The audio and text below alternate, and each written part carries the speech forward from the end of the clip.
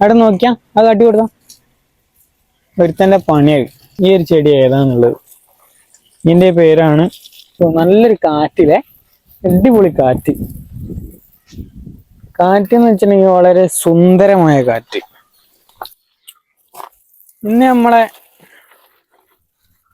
ഗാർഡനിലെ ചെടികൾ നനക്കുന്ന പരിപാടിയാണ്. ഇങ്ങനെ ഏതെങ്കിലും ഒരു സമയം രാവിലെ അല്ലെങ്കിൽ വൈകുന്നേരം ഇതേപോലെ നല്ല രീതിക്ക് ഒന്ന് നനച്ചെടുക്കണം കേട്ടോ.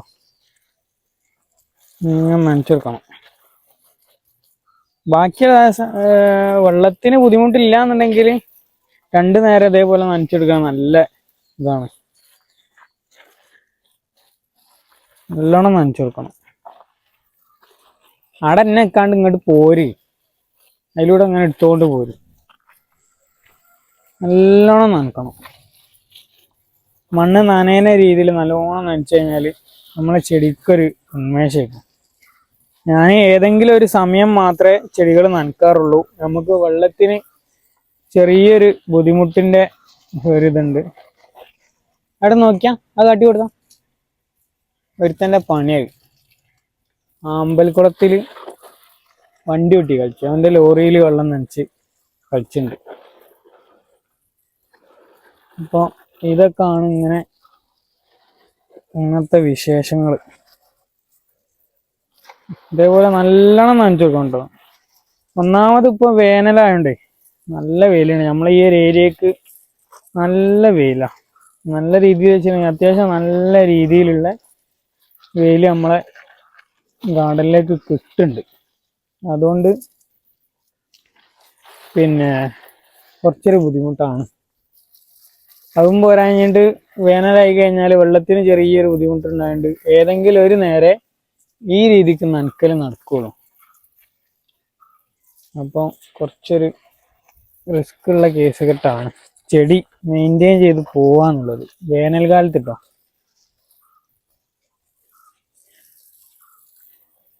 കുറേ പേര് ചോദിച്ചൊരു ചോദ്യം കേട്ടോ, ഈ ഒരു കുറ്റിമരമായിട്ട് നിർത്തിയിട്ടുള്ള ഈ ഒരു ചെടി ഏതാന്നുള്ളത്. ഇതിന്റെ പേരാണ് ഫൈക്കസ് ബെഞ്ചാമിന. ഒരു ബോൺസായി മരമൊക്കെ ആക്കാൻ പറ്റിയ ചെടിയാണ് കേട്ടോ.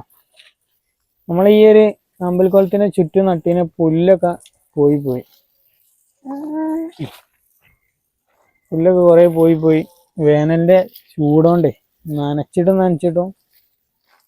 കേടന്നിട്ട് പോയി.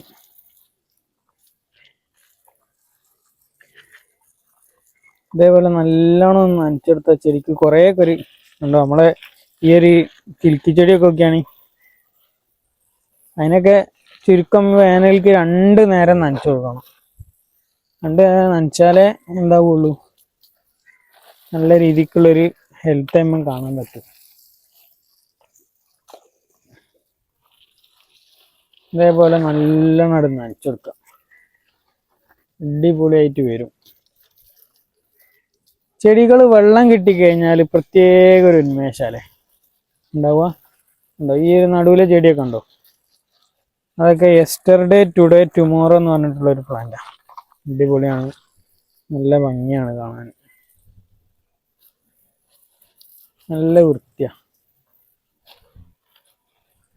മൊത്തത്തിൽ ഇങ്ങനെ നനച്ചെടുത്തുള്ള ഒരു ഗുണം എന്താ വെച്ചിട്ടുണ്ടെങ്കിൽ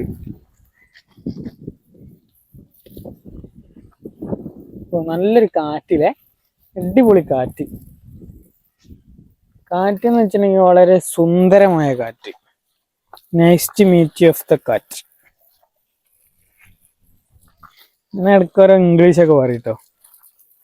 English is my first language and others the language of very intelligent. Nice to meet you. Thank you. അപ്പോൾ ഇവിടെ കുറച്ച് ഹാങ്ങിങ് ചെടികളൊക്കെ ഉണ്ട്. ഹാങ്ങിങ് ബോട്ടിലാക്കി വെച്ച കുറച്ച് വെറൈറ്റി പ്ലാന്റുകൾ. അത് കാണാൻ നല്ല രസമാണ്, ഇങ്ങനെ തൂങ്ങിക്കണ കാണാൻ. കുറേ ഉണ്ടേനി കേട്ടോ, ഇതൊന്നും അല്ലേനി, കുറേ ഉണ്ടേനി. നമ്മൾ ആ ഭാഗത്ത് കുറേ ഒക്കെ ഉണ്ടേനി, ഒക്കെ പോയി. ഇങ്ങനെ ചില സമയത്ത് പണിന്റെ തിരക്കാരനെ നമുക്ക് എന്താവാൻ കഴിയൂല. ഞാൻ അങ്ങോട്ട് ഇപ്പൊ ചില നേരത്തെ നമുക്ക് പണിന്റെ തിരക്കാരനും ചില ചെടികളൊന്നും നോക്കാൻ കഴിയൂല.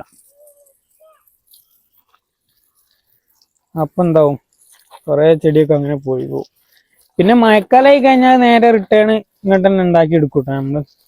വേനൽക്ക് ചെടി പിടിപ്പിച്ചെടുക്കുക എന്നുള്ളത് ടാസ്ക്, വൺ ഓഫ് ദ മുഷ്കിൽ of the correct of the ഒരു സന്ദർഭമാണ് ചൂടിന് ചെടി ഉണ്ടാക്കിയെടുക്കുക എന്നുള്ളത്.